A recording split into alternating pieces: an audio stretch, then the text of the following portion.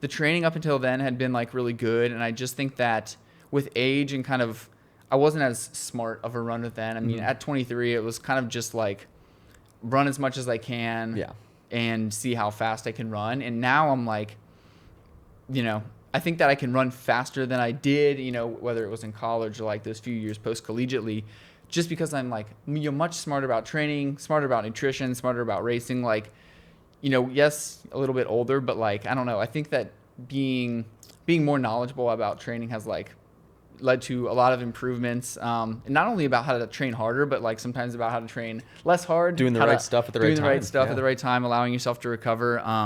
But I think one of the things, honestly, that has contributed a lot to fitness, and you know, that's not running related, has just been like learning to embrace the bike. I follow like a lot of guys on Twitter too, who will, or X, I guess we're calling it now, who just talk a lot about, you know, cross training and the importance of like cycling for runners. And even so, in the past like 5 or so years, man, I've been just doing probably more volume on the bike than I have running. Sometimes it's like a half and half split. So say like a total training week might be 14, 15 hours. It's typically evenly split, like 7.5 on the bike, 7.5 running or something like that. But that's allowed, I think, major improvements in fitness, because, you know, what's different from the bike running is the impact. And impact is actually something that I've had to learn to kind of moderate over the years, because I've dealt with some bone stress injuries. And so, you know, I'm not, you know, for the time being, not able to run necessarily like, you know, 70, 80, 90 mile weeks. So just replace that with non-impact bike workouts. But one of the neat things about it, and that I've kind of integrated in, is a little bit higher intensity on the bike. You know, you can't go out and run your quote unquote threshold pace every day or you're going to get injured. But when you're on the bike, you can do something a little closer to kind of that threshold. You obviously don't want to do it every day, but you can kind of go much harder on the bike. I don't necessarily have to stay in zone 2 on the bike every day. I can do 1-2 interval / threshold sessions on the bike like a week.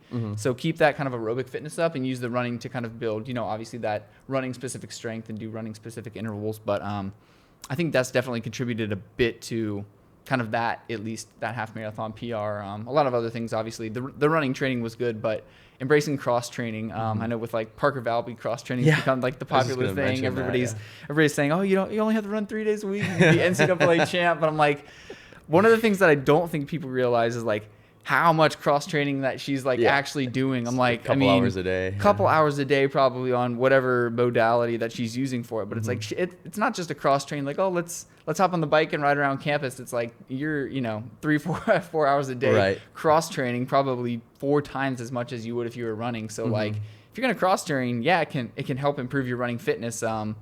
But you got to kind of do a lot of it.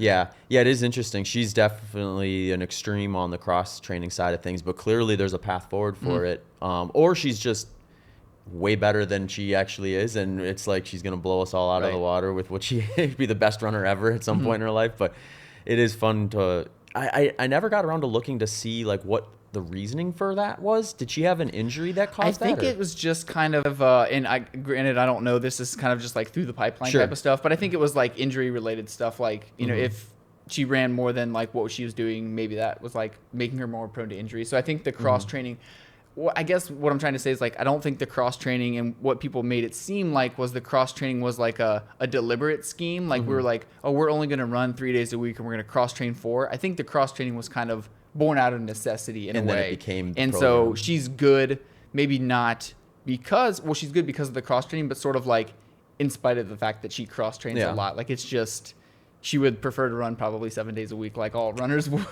But she's cross training a lot and she's incredibly talented. So, you know, she ends up being fast like she is. Yeah. I remember the first time I had heard about that particular scenario was at the NCAA championships, because it was here in Austin. And obviously she won the 10K at that. And that's when I first heard like, oh, she only runs like 15, 20 miles a week. And then they said she had only been training 15 to 20 miles per week going in. So I'm like, I hadn't been following that closely through the season. So I'm like, oh, well, she's definitely not at peak form. Right. And then she goes and blows everyone away. And it's like, okay, apparently that worked.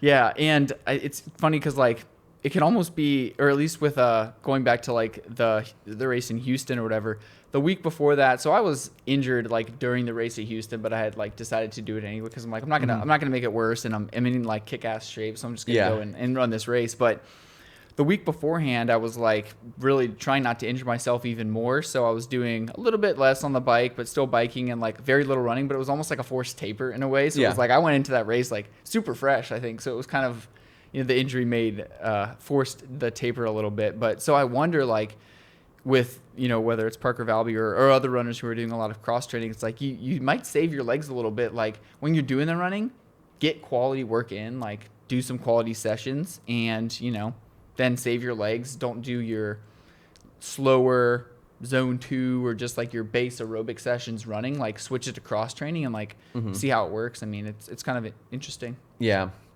I don't know if we'll see more athletes kind of embracing that, or again, most runners just want to run, myself included. Like I don't want to spend 2 hours on the bike a day. I've learned to kind of enjoy it, but I would rather be outside running, obviously.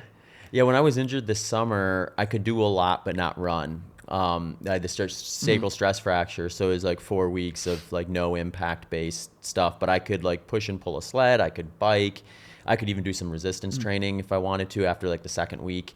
And in the thick of it, I was like, I'm going to keep a lot of this stuff around. But then once I got healthy, and it's like I started phasing that stuff out, and it slowly moved to next to nothing. I kept a lot of the strength work around. I've probably been more consistent and deliberate with strength work the last almost year now than I ever have, and I think that's just the reality of maybe being 38. It's like it's no longer something where it's like it's kind of fun to go to do strength work every once in a while, but now it's like, yeah, you better do it every day. Not optional. Yeah, for sure. When you do your strength training, so are you doing it every day, or are you doing like a couple more like heavier sessions per week? So I'm curious how you do it, because I'm sure you're a bit like me, and maybe most runners who like, I don't necessarily like to strength train.